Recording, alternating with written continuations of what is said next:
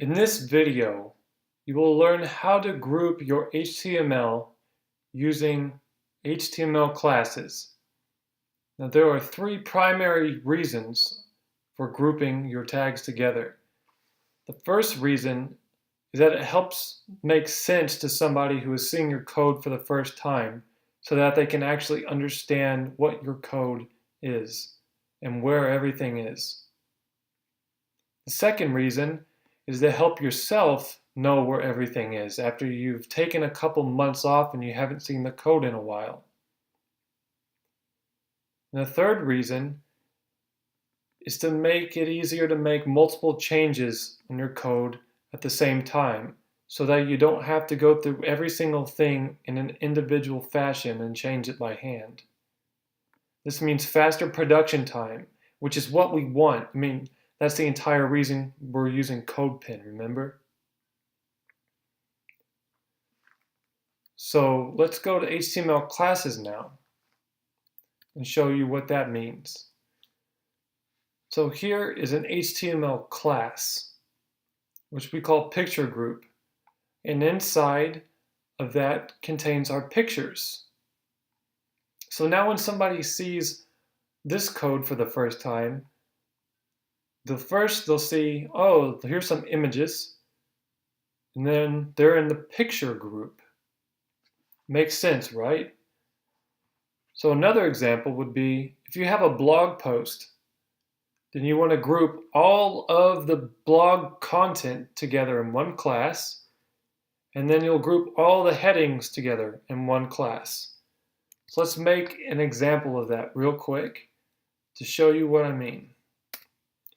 So let's say here we have a blog post about airlines. So how about we have Delta here? And we're going to give this a class of blog header. And the naming convention for HTML and CSS is to use a hyphen between the words. So then we'll have some content. Delta is pretty good in my experience.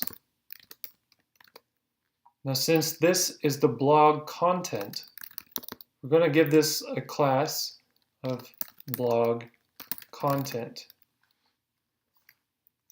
So here we have one blog post, which is extremely small, but still blog post. Now let's create another blog post.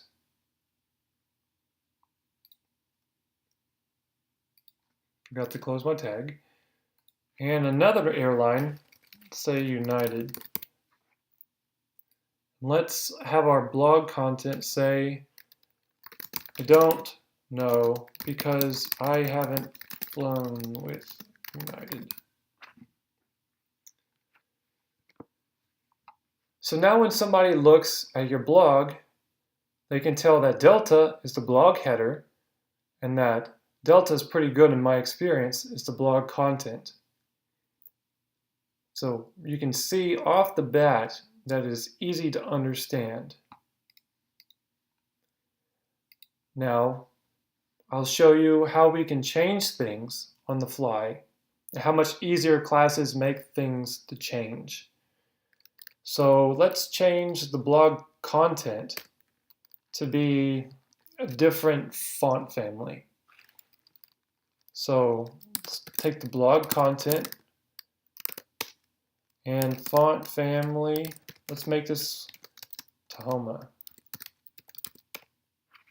Here you can see that both of the blog content sections changed at the same time. Now, if we weren't using classes, then I would have to do this by hand manually by using a span or something else. But this is proper practice. This is best practice, and this is the way that is easiest and the way that you want to use. And one last note on creating class names, you want to make it as specific as possible.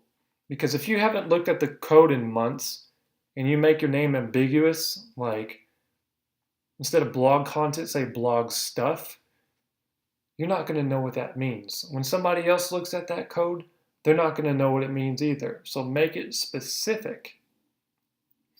So in this video, you learned how to use HTML classes to group and organize your HTML content, to make things easier to find for somebody else, to make it easier to find for yourself, and to make it to where you can edit and change things on the fly super easy and super fast, which is what we are all about in this course. In the next video, you're going to take your HTML grouping to another level with HTML IDs.